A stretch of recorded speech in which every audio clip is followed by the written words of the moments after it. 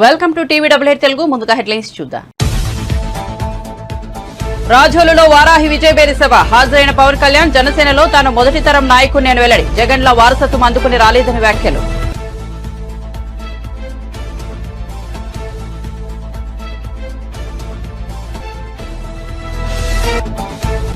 హైదరాబాద్ లో Congress social media కార్యకర్తలతో సమావేశంలో పాల్గొన్న రేవంత్ రెడ్డి హరీష్ రావు సవాల్ను ఖచ్చితంగా స్వీకరిస్తున్నారని, కష్టపడి తెచ్చిన ప్రభుత్వాన్ని కూల్చేయాలని చూస్తున్నారని వెల్లడి.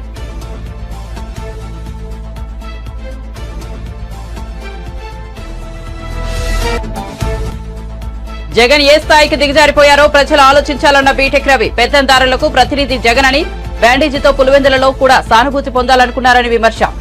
జగన్ కు పులివెందుల ప్రజలు బుద్ధి చెబుతారని వ్యాఖ్య.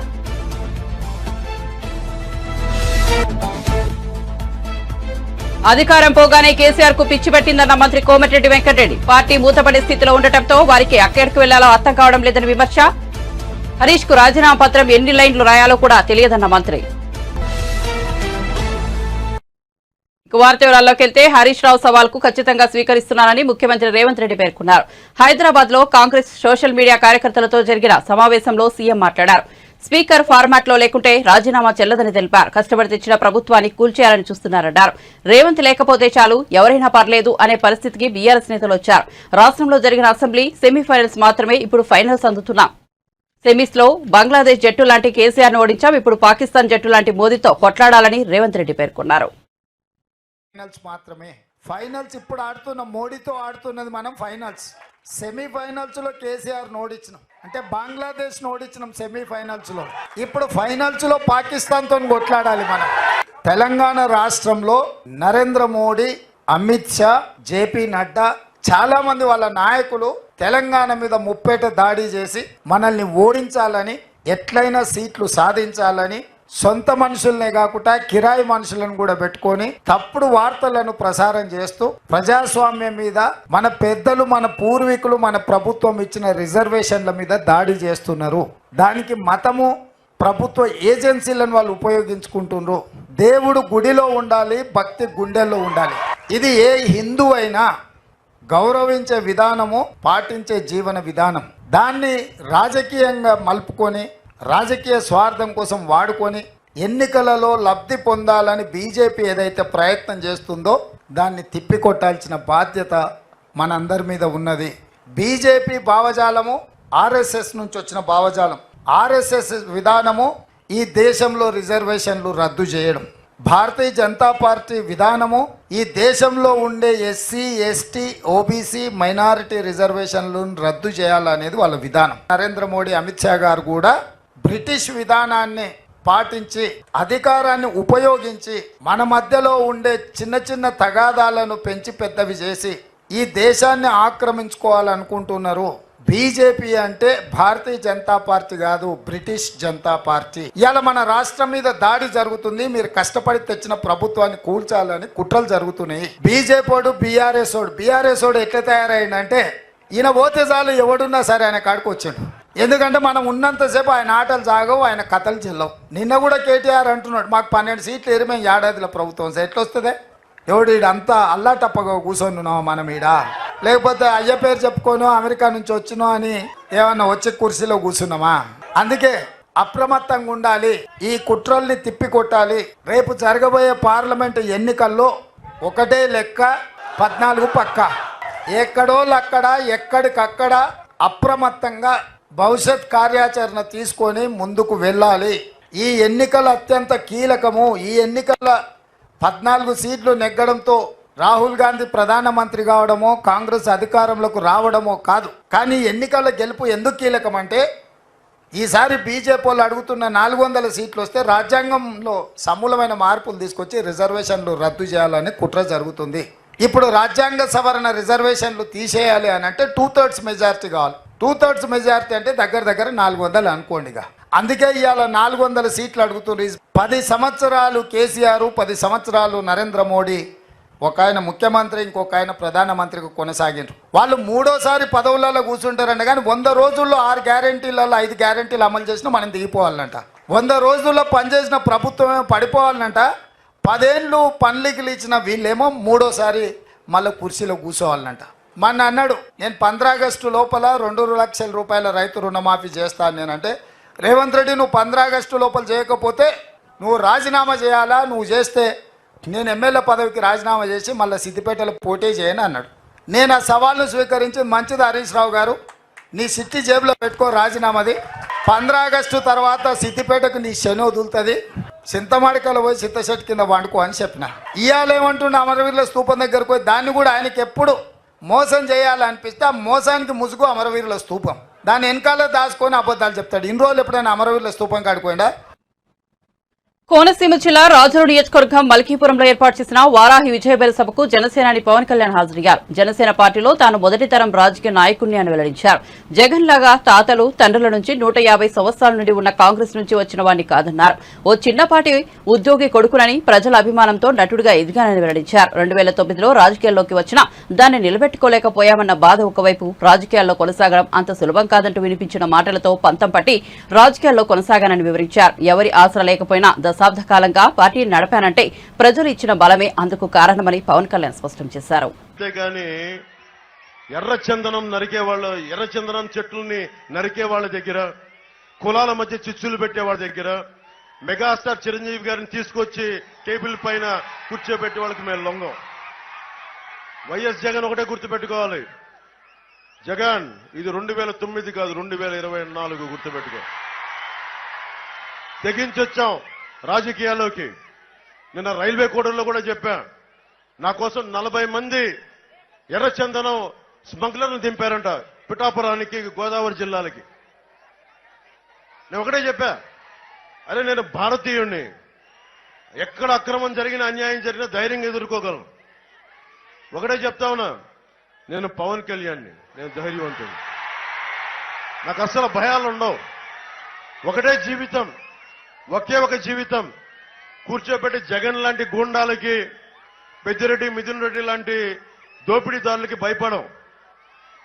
ఎక్కడో కూర్చోబెట్టి మిథున్ రెడ్డి వ్యక్తి చెప్తా ఉన్నాడు, ఒకసారి ఢిల్లీలో కనిపించి ఏదో పెళ్లిలో మాట్లాడుతూ ఉంటే, ఎవరో పెళ్లికి వెళ్తే, కేంద్ర మంత్రి పెళ్లికి వెళ్తే ఆయన ఒకటే చెప్తా ఉన్నాడు, మేము మా పీలూరు నియోజకవర్గాలకు కానీ మా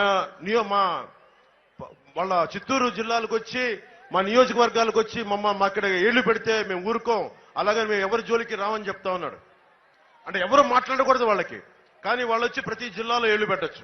మిథున్ రెడ్డి వచ్చి తూర్పుగోదావరి జిల్లాలో ఏళ్లు పెట్టచ్చు, మిథున్ రెడ్డి వచ్చి ఆంధ్రప్రదేశ్ లో పెత్తందారులకు వస్తున్న ప్రతినిధి సీఎం జగనేనని టీడీపీ నేత ఆ పార్టీ పులివెందుల అభ్యర్థి బీటెక్ రవి విమర్శించారు. ఎక్కడికి వెళ్లినా పేదలకు పెత్తందారులకు మధ్య పోరాటం జరుగుతోందని ఆయన ఊదరగొడుతున్నారు.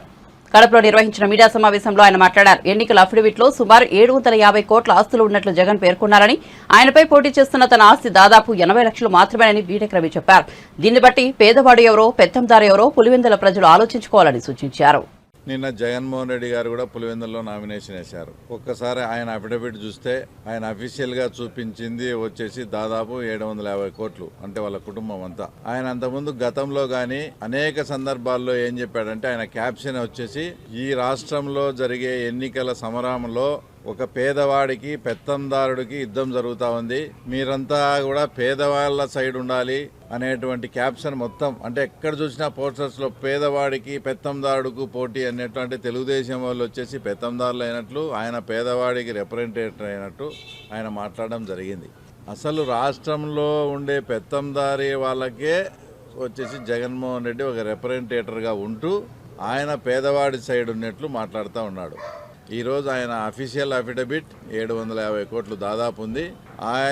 ఆయన మీద పోటీ చేస్తున్న నా అఫిడవిట్ అంతా కూడా 70-80 లక్షల్లోనే ఉంది. అంటే ఇప్పుడు ఆయన ప్రకారమే, ఆయన చెప్పినట్లుగానే, అంటే ఇక్కడ పేదవాడు ఎవరు వచ్చేసి పెత్తందారుడు ఎవరు, ఒక్కసారి పులివెందుల ప్రజలు కానీ రాష్ట్ర ప్రజలు కూడా ఆలోచన చేయండి. ఆయన ఏం చెప్పాడు, పేదవాడి సైడ్ ఉండమన్నాడు.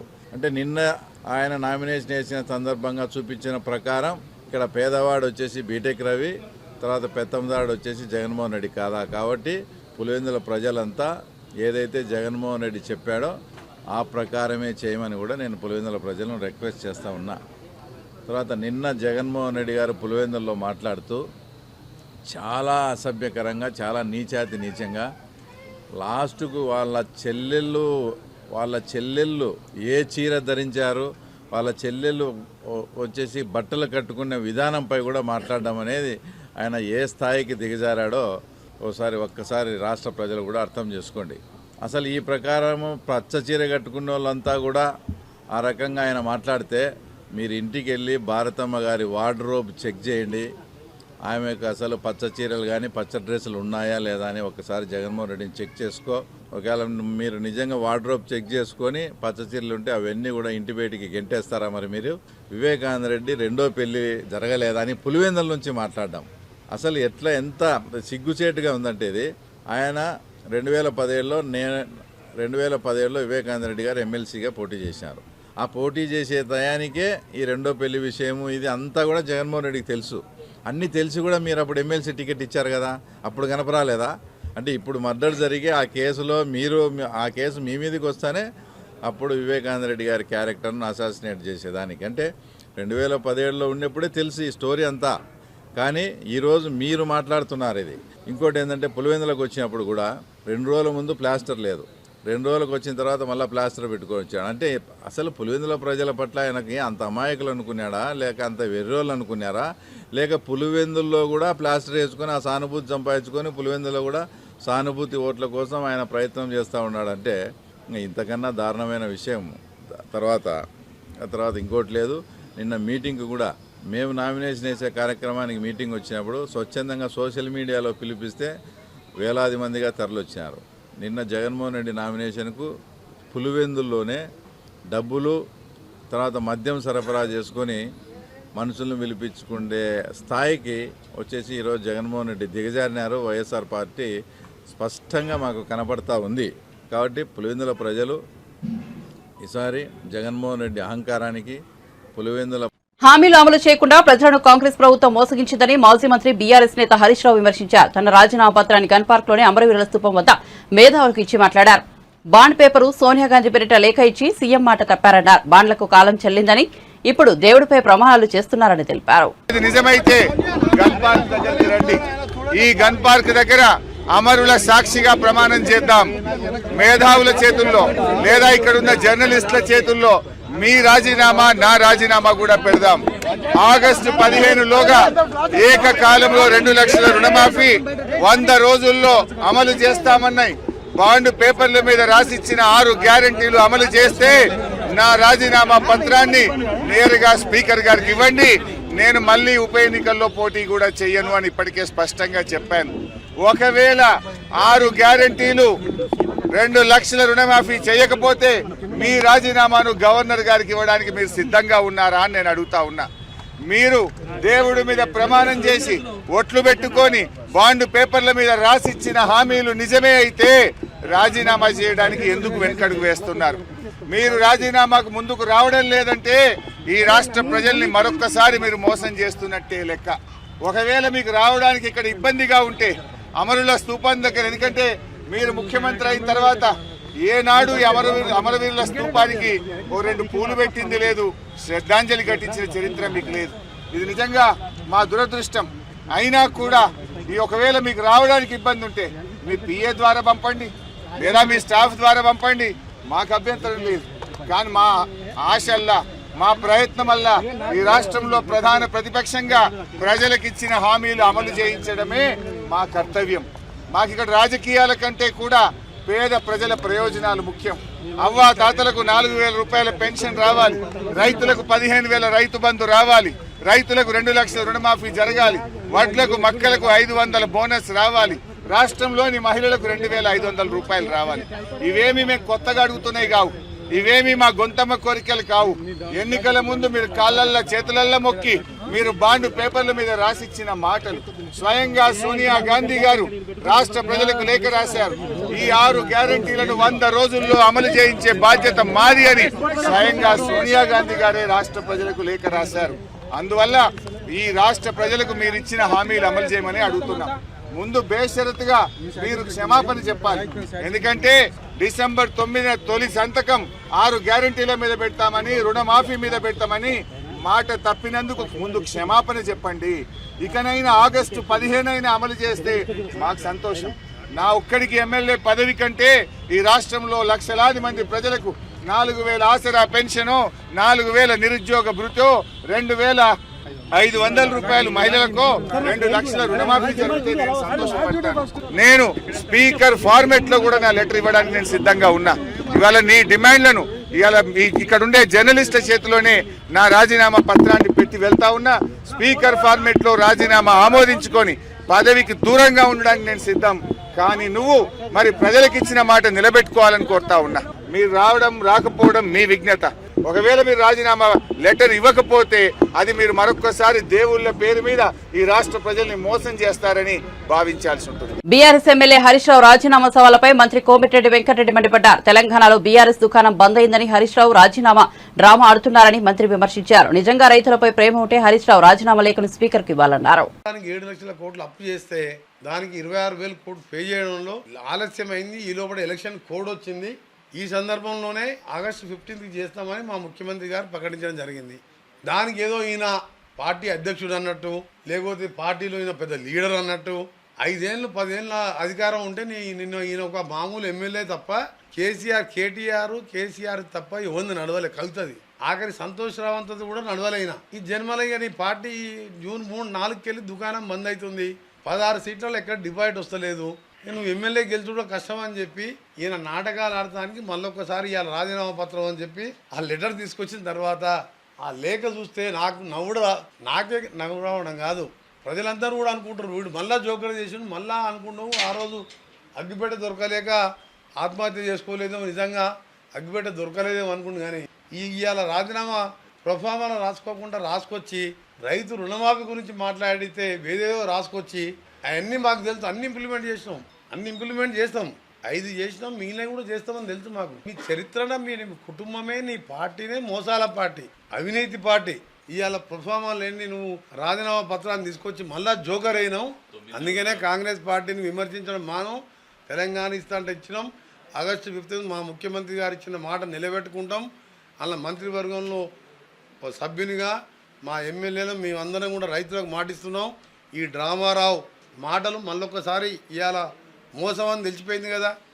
నిజంగా రైతుల ప్రేమ ఉంటే నీదేం డ్రామా, కనీసం మెదక్లో డిపాజిట్ తెచ్చుకోవాలి. రైతుల కోసం నేనేదో మునగాన్ని ముఖ్యమంత్రి గారితో ఛాలెంజ్ చేస్తున్నాను చెప్పుకుంటానుక. నీ మెదక్లో డిపాజిట్ తెచ్చుకో దమ్ముంటే. మెదక్ సీటు కూడా ఓడిపోతుంది. 13, 14 కాంగ్రెస్కి వస్తున్నాం. ఇక ఆయన కట్టబట్టుకొని బయలుదేరిండి. ఆయన అధికారంలో ఉన్నప్పుడే ఫామ్ హౌస్లోకి వెళ్ళి బయటికి రాలే. 4 నెలల్లో ఎన్నిసార్లు సెక్రటరియట్కి వచ్చిందంటే నా 10 ఏళ్ళల్లో 4 నెలల్లో మా ముఖ్యమంత్రి గారు వచ్చిన దాంట్లో 10% సార్లు కూడా రాలే. మొత్తం 5-10 సార్లు రాలే. మా ముఖ్యమంత్రి గారు హైదరాబాద్లో ఉంటే 3 నెలల్లో 60 రోజులు 60 సార్లు వచ్చింది సెక్రటరియట్కి. అందరిని కలిసేవారు. అపాయింట్మెంట్ లేదు, సెక్యూరిటీ లేదు, ఎవరిని చెక్ చేసేయలేదు. ఈయన దగ్గర హోమ్ మినిస్టర్ మహమ్మద్ అలీ పోతే ఒక హోమ్ గార్డ్ కట్ట తీసుకొని రెండో పడితే 120 కిలోమీటర్ల రివర్స్ తీసుకొని వెళ్ళిపోయాడు. హోమ్ మినిస్టర్నే బయటికి వెళ్ళగొట్టిన నీ అంతతో పాలన. ఇక డివైడ్ పోతుంది. పార్టీ జూన్ 4తోని దుకాణం బంద్ అవుతుంది కాబట్టి ఎటు పోవాలన్నా, ముంబై పోవాలన్నా, దుబాయ్ పోవాలన్నా, ఎక్కడ దాచుకోవాలన్నా అని ఆ మెంటల్ ప్రతిపాదనలో ఇవాళ రాజీనామా పత్రం. ఆ పత్రం పేజీన్నర ఉన్నది. పేజీన్నర ఉండేది హరీష్ రావు 1.5 లైనే ఉంటుంది. అది నేనే చెప్తున్నా 5 సార్లు ఎమ్మెల్యే 1.5 లైనే ఉంటుంది. ఒక్క వర్డ్ కూడా అటు ఇటు పోవద్దు. ఆ లైన్ రాస్తే మా బుక్లో ఉంటుంది. 1.5 పేజ్ ఎక్కడ, 1.5 లైనే రాయాలి. ఒక వర్డ్ ఎక్కువ రాసినా యాక్సెప్ట్ కాదు. చెప్తున్నాం కదా, అగ్గిపెట్టే డ్రామా మళ్ళీ పెట్టిండు. అందుకనే ఒక జోకర్ అయిపోయింది. నెల్లూరు జిల్లా కందుకూరు నియోజకవర్గంలో టీడీపీ అభ్యర్థుల తరపున హిందూపురం ఎమ్మెల్యే నందమూరి బాలకృష్ణ ఎన్నికల ప్రచారం నిర్వహించారు. ఈ సందర్భంగా సీఎం జగన్ పై ఆయన పంచులు వేశారు. గత ఎన్నికల్లో జగన్ ఇచ్చిన హామీలను గుర్తు చేస్తూ సెటైర్లు వేశారు. సీఎం జగన్ రాష్ట్రాన్ని 20 ఏళ్లు వెనక్కి నెట్టేశారన్నారు. మడమ తిప్పమంటూ మెడలు విచ్చారు. తన బీసీలు, తన ఎస్సీలు, ఎస్టీలు, మైనార్టీలు అంటూనే రాష్ట్రాన్ని కాష్టంగా మార్చేశారని మండిపడ్డారు. మొత్తం రేపొద్దున కావాల్సింది ఈ రాష్ట్రాన్ని మనమేదో ఉద్యోగాల కోసం వెళ్తాం వెళ్ళాలి తప్పదు. ఎందుకంటే ఇక్కడ పరిశ్రమలు రావట్లేదు, ఉన్న పరిశ్రమలు వెళ్ళిపోతున్నాయి, మరి ఉద్యోగాలు లేవు. యువకులేమో ఇవాళ చూస్తే మన దేశంలోనే ఈ గంజాయిలో అలాగే డ్రగ్స్ లో మొదటి పొజిషన్లో ఉన్నాం. అలాగే మన రైతులు ఈ యొక్క రైతు వ్యవస్థను కూడా శాఖను కూడా నిర్వీర్యం చేసేసి మరి ఎంతో మంది రైతుల అప్పుల్లో కానీ ఆత్మహత్యల్లో కానీ మన దేశంలోనే మొదటి స్థానంలో ఉండేలా చేశాడు ఈ జగన్. ఇలా చూసుకుంటూ పోతే మొత్తం అన్ని వ్యవస్థల్ని అలాగే అందరిలో ఈ యొక్క విభజన తీసుకొచ్చి ఈ యొక్క రాష్ట్రాన్ని పరిపాలించాలని, అలాగే అతని చివరి కోరిక, ఆఖరి కోరిక ఏంటంటే మొత్తం ఈ రాష్ట్రాన్ని వదిలేసి మనం వెళ్ళిపోవాలని, ఉద్యోగాల్లాగా వలస వెళ్ళొచ్చు. ఇవాళ మన భూములు కూడా రేపు వస్తే ఒక ప్రత్యేకమైన చట్టం తీసుకొచ్చి ఆ భూములని కూడా అతని పాస్బుక్ మీద అతని బొమ్మ పెట్టి అతని దగ్గర పెట్టుకుంటాడు. రేపు మనం మన భూమి మీద అప్పు తీసుకోవాలంటే అప్పు ముందే ఉంటుంది మన భూమి మీద. అతనే అప్పులు తీసేసుకుంటాడు మన భూమి మీద పాస్బుక్లతో అడ్డం పెట్టుకుని, పట్ట పుస్తకాలతో. ఇవన్నీ మీరు గుర్తుపెట్టుకోవాలి. రేపు మనల్ని ఈ రాష్ట్రం వదిలేసి మనం వెళ్ళిపోవాలన్నదే. అలాగే టిడ్కో ఇల్లు కంటే నిర్మించాం, మరి ఒక ఇల్లన్నా ఒక్కడికన్నా పంచాడా అని అడుగుతున్నాను. సో మీరు తెలుసుకోవాల్సింది ఇక్కడ మనం ముఖ్యంగా ఇలాగే ఇక్కడ చూసాం మనం ఈ ఇండో సోలార్ ప్లాంట్, దానికి ఎంత సుమారుగా 8,000 ఎకరాలు. మరి అదే ఒక 10 మందికి ఇచ్చుంటే సో మరి ఒక ఇంకెక్కువ మందికి ఉద్యోగాలు వచ్చుండేవి. చౌక ధరకి, అతి తక్కువ ధరకి విక్రయించి రైతుల దగ్గర నుంచి భూమిని ఒక్క ధరకే ఇచ్చేసి, మరి దాంట్లో కాంట్రాక్టర్ ఏమో వీళ్ళ మన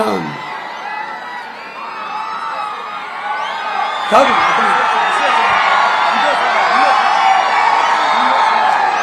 వాళ్ళ అల్లుడు శరత్ చంద్రారెడ్డి సార్, అదే ఎవరో దానికేమో మరి దాంట్లో కాంట్రాక్టర్ ఏమో విజయసాయి రెడ్డి గారి అల్లుడు A2 ముద్దాయి.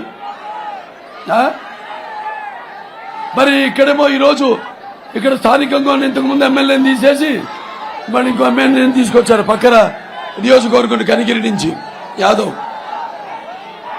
మరి వాళ్ళ అక్కడ నియోజకవర్గంకి వెళ్ళి అడిగితే చెప్తారు ఆయన గురించి. మరి ఎక్కడ ఆయన చేసిన అరాచకాల గురించి, ఎక్కడ మట్టి తవ్వినా లేకపోతే ఎక్కడ ఇసుక తవ్వినా ఆయన పేరు చెప్తారు. అలాగే మరి ఆయన ఈ తోలిన ఈ యొక్క ఇసుక తెరిమికి నేతి బీరకాయలో నెయ్యి ఎంతుందో షర్మిల వ్యాఖ్యలో నిజం కూడా అంతే ఉందని ఏఏఓ పొన్నవోలు సుధాకర్ అన్నారు. ఇటీవల ఓ సభలో వైఎస్సార్ పేరును సీబీఐ ఛార్జ్షీట్లో చేర్చింది కాంగ్రెస్ పార్టీ కాదని స్వయంగా తన అన్న వైఎస్ జగనే అని వైఎస్ షర్మిల వెల్లడించారు. తన లాయర్ పొన్నవోలు సుధాకర్ రెడ్డి ద్వారా వైఎస్సార్ పేరును ఛార్జ్షీట్లో జగన్ చేర్పించాలని ఆమె ఆరోపించారు. ఆ వ్యాఖ్యలకు పొన్నవోలు సుధాకర్ ప్రెస్ మీట్ పెట్టి కౌంటర్ ఇచ్చారు. ఈ సందర్భంగా ఆయన మాట్లాడుతూ ఒక అడ్వకేట్ గా తన మనసు చెల్లించి అన్యాయం నరకట్టేందుకు మీడియా ముందుకు వచ్చానని తెలిపారు. across the state and the country that what she ఆమె నిన్న చెప్పినటువంటి పచ్చి అబద్ధాలకి నేను జవాబు చెప్తున్నాను. In my individual capacity, nothing to do with my official capacity and post. Because నా మీద చేసినటువంటి ఆరోపణలు, నేను ప్రైవేట్ అడ్వకేట్గా నేను ఆ రోజు చేసినటువంటి కేసుల మీద ఆరోపణలు చేసింది కాబట్టి నాకు హక్కు ఉంది, రైట్ ఉంది. నన్ను నేను రక్షించుకునేదానికైతే నా ఇంటిగ్రిటీ, నా ప్రొఫెషనల్ ఎబిలిటీ వీటిలన్నిటికీ I took it as pride. నా వ్యక్తిగత స్వాభిమానాన్ని గురించి నేను ప్రాణం ఇచ్చేవాడిని.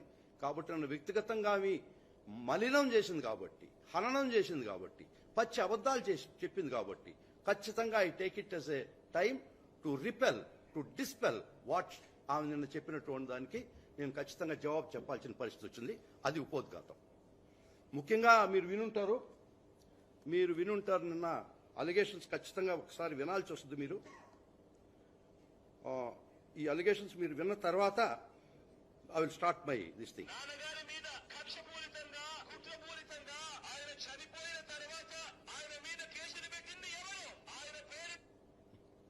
ఒక్క నిమిషం సార్.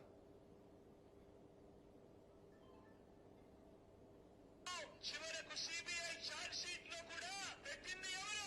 ఇదే జగన్మోహన్ రెడ్డి గారు చెప్తున్నారే Congress party CBI charge sheet లో రాజశేఖర రెడ్డి గారిని చేర్చింది అని. ఇంతమంది ముందు చెప్తున్నా, రాజశేఖర రెడ్డి గారి పేరును సిబిఐ కాంగ్రెస్ తో చేర్చలేదు. రాజశేఖర రెడ్డి గారి పేరుని చేర్చింది నిజానికి జగన్మోహన్ రెడ్డి గారి లాయర్. జగన్మోహన్ రెడ్డి గారి లాయరే రాజశేఖర రెడ్డి గారి పేరు నిజానికి సిబిఐ లో లేక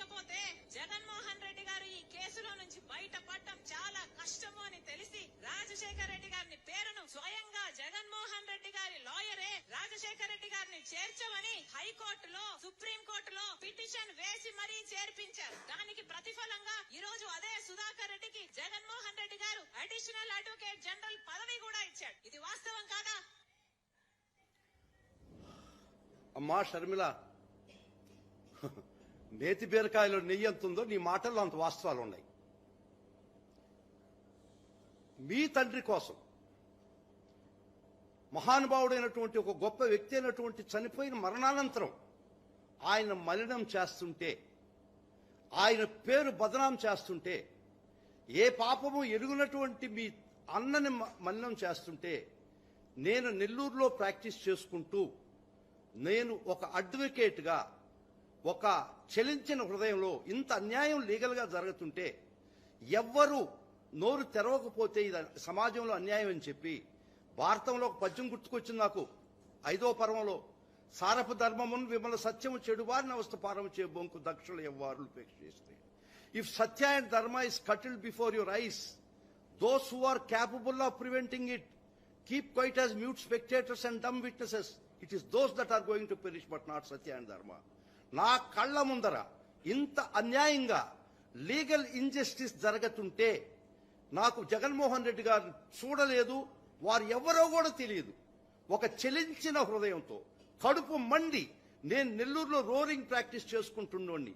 ఇది అన్యాయము, అక్రమం, ఈ విధమైనటువంటి కేసు ఫాల్స్ కేసు అని నా మనసు చెలించి, మీకు రక్త బంధుత్వాలు నాకు ఆత్మ బంధువులు గారు, మీరు రక్త బంధువులు కూడా కాదు.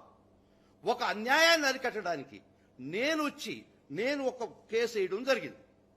దాన్ని మీరు ఎట్లా చిత్రీకరించారంటే, జగన్మోహన్ రెడ్డి గారు నన్ను ప్రేరేపించి రాజశేఖర రెడ్డి గారి పేరు సిబిఐ ఛార్జ్షీట్లో ఎఫ్ఐఆర్లో పెట్టించేదానికి ప్రోద్బలం చేయించి నా చేత కేసులు ఇచ్చి ఆ విధంగా రాజశేఖర రెడ్డి గారి పేరు ఎఫ్ఐఆర్లో పొందింపబడి కాన్సిక్వెంట్ గా ఛార్జ్షీట్లో చేసేదానికి కారణం జగన్మోహన్ రెడ్డి గారు నన్ను ఆడించినటువంటి ఆట అని మీరు నిస్సిగ్గుగా చెప్పడం చాలా దుర్మార్గం. ఎందుకంటే మీకు కొన్ని డేట్స్ ముఖ్యంగా చెప్పాల్సి వస్తుంది. 2010లో కాంగ్రెస్ సంబంధం లేదు, సిబిఐకి సంబంధం లేదని మీరు చెప్పారు. ఇప్పుడు నేను చెప్పిన తర్వాత మీరు ఏం ఆలోచిస్తారో చెప్పండి, జవాబు చెప్పండి నాకు. 2010లో మీ కాంగ్రెస్ ఎమ్మెల్యే శంకర్ రావు హైకోర్టుకు ఒక లెటర్ రాశాడు. రాజశేఖర్ రెడ్డి గారి మీద అలిగేషన్స్ పెడుతూ, రాజశేఖర్ రెడ్డి గారే ప్రజాస్వామ్యం దోచినాడని చెప్పి మీ కాంగ్రెస్ ఎమ్మెల్యే శంకర్ రావు హైకోర్టుకు లెటర్ రాయడం జరిగింది. 2011లో కూడా మళ్ళా ఇంకొక లెటర్ రాయడం జరిగింది. Dates are more important. 2010 and 2011 దాన్ని హైకోర్టు వారు టేకన్ అప్ రిట్స్ గా తీసుకొని 2 రిట్స్ గా తయారు చేశారు. 794 ఆఫ్ 2011 అండ్ 1 మోర్ రిట్. ఈ 2 రిట్లు టేకన్ అప్ ఫైల్ తీసుకొని విచారణ మొదలుపెట్టేటప్పటికి తెలుగుదేశం పార్టీకి సంబంధించినటువంటి ఎర్రం నాయుడు ఇదే allegations, more or less same allegations తో ఇంకొక రిట్ పిటిషన్ వేయడం జరిగింది. మంత్రి పదవుల్లో ఉన్న వాళ్ళు చాలా జాగ్రత్తగా మాట్లాడాలని, మాట్లాడే ప్రతి మాటకు నిబద్దత ఉండాలని ఏపీ విద్యాశాఖ మంత్రి బొత్స సత్యనారాయణ అన్నారు. ఏపీ పరిస్థితులపై కేంద్ర మంత్రి పీయూష్ గోయల్ చేసిన వ్యాఖ్యలను శుక్రవారం మీడియా ముఖంగా మంత్రి బొత్స ఖండించారు.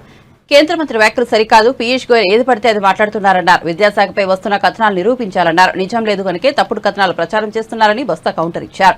కొన్ని పత్రికలు దురుద్దేశంతో తప్పుడు కథనాలు రాసి ప్రజలను నమ్మించాలని చూస్తున్నాయన్నారు.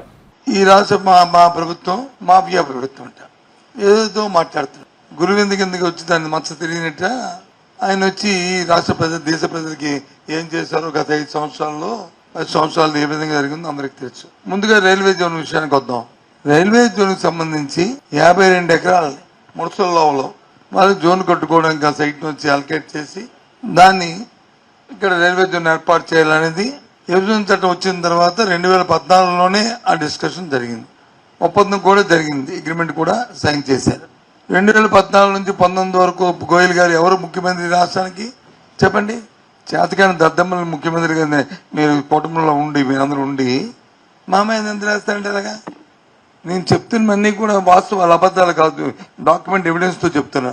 19లో మా ప్రభుత్వం వచ్చిన తర్వాత మళ్ళీ దాని మీద ఎవరైతే అక్కడ కొంతమంది హక్కుదారులు మేము హక్కు మాకు ఉంది, మాకు ఇక్కడ డిఫామ్ పట్టాలు ఇచ్చారు, లేదా ఇంకో పట్టాలు ఉండే ఆక్యుపేషన్ ఉందని ఎవరైతే చెప్పుకొస్తున్నారో వాళ్ళందరినీ వికెట్ చేయించి రైల్వే వాళ్ళు జీవీఎంసీ వాళ్ళు కలిపి జాయింట్ ఇన్స్పెక్షన్ చేసి కూడా చేసి వాళ్ళకి వచ్చి ల్యాండ్ అప్ చెప్పాం ఈ సంవత్సరంలో. ఇది వాస్తవం కాదా? అధికారులు కూడా మాలో ఒక రైల్వే అధికారులు ఒక 5 అధికారులు, మా జీఎంసీ ఒక 5 అధికారులు, రైల్వే సైడ్ వచ్చి 5 జీఎంసీ 2 పేరుతో సహా. ఇంకో దానికి ఇచ్చిన జీఎంసీ కమిషనరు ఇక్కడ డిఆర్ఎంకి వచ్చి హ్యాండ్ ఓవర్ చేసుకుని ఇచ్చిన లెటరు. ఇవన్నీ మీకు షేర్ చేస్తాను, మీరు చూసుకోండి. ఎందుకు ఇంత పచ్చి అబద్ధాలు ఆడలేక మా మధ్యలో వచ్చి బాగా వాయించలేదు, బ్రహ్మాండంగా ఆడేదని నేను చెప్పడానికి. ఆ రోజు రైల్వే మంత్రి కదా, మీ కూటమిలోనే కదా 14లో వచ్చారు. సేమ్ కూటమి 14లో కూడా కూటమే కదా. మరి అప్పుడు నీ కూటమిలోనే ముఖ్యమంత్రి కదా చంద్రబాబు నాయుడు. ఎందుకు నువ్వు రైల్వే మంత్రిగా చేయలేకపోవు? ఎందుకు మళ్ళీ వచ్చి ఈ రోజు వచ్చి పెద్ద కబుర్లు పెద్ద మాటలు దేనికోసం? నిజంగా నీకు రాష్ట్రం మీద అభిమానం ఉంటే, మీకు ఈ ప్రజల పట్ల మొక్క ఉంటే, ఈ ప్రాంతం అభివృద్ధి పట్ల మీకు ఏమైనా ఏసమంతేనా మీకు సదాభిప్రాయం ఉండి చేయాలని తపన ఉంటే, ఏదో నేను కేంద్ర మంత్రిని వచ్చి మాట్లాడితే అది చెల్లుతుంది. నాకున్న డప్పా కొట్టిన ఆ 2 పత్రికలు, ఈనాడు ఆంధ్రజ్యోతి లేకపోతే T5 లేకపోతే ఏబిఎన్ ఈనాడు వేస్తారు అనుకుని నీకు డప్పాలు ఎందుకు చెప్పు? బులెటిన్ ముగించే ముందు హెడ్లైన్స్ మరోసారి చూద్దాం. రాజోలులో వారాహి విజయబేరి సభ హాజరైన పవన్ కళ్యాణ్ జనసేనలో తాను మొదటి తరం నాయకుడిని అని వెల్లడి. జగన్ లో వారసత్వం అందుకుని రాలేదని వ్యాఖ్యలు.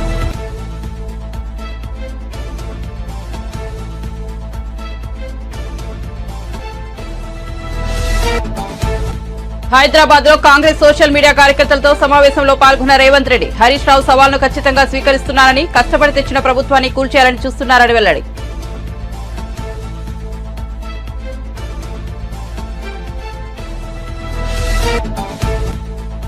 జగన్ ఏ స్థాయికి దిగజారిపోయారో ప్రజలు ఆలోచించాలన్న బీటెక్ రవి. పెత్తందారులకు ప్రతినిధి జగన్ అని, బ్యాండేజీతో పులివెందులలో కూడా సానుభూతి పొందాలనుకున్నారని విమర్శ. జగన్ కు పులివెందుల ప్రజలు బుద్ధి చెబుతారని వ్యాఖ్య.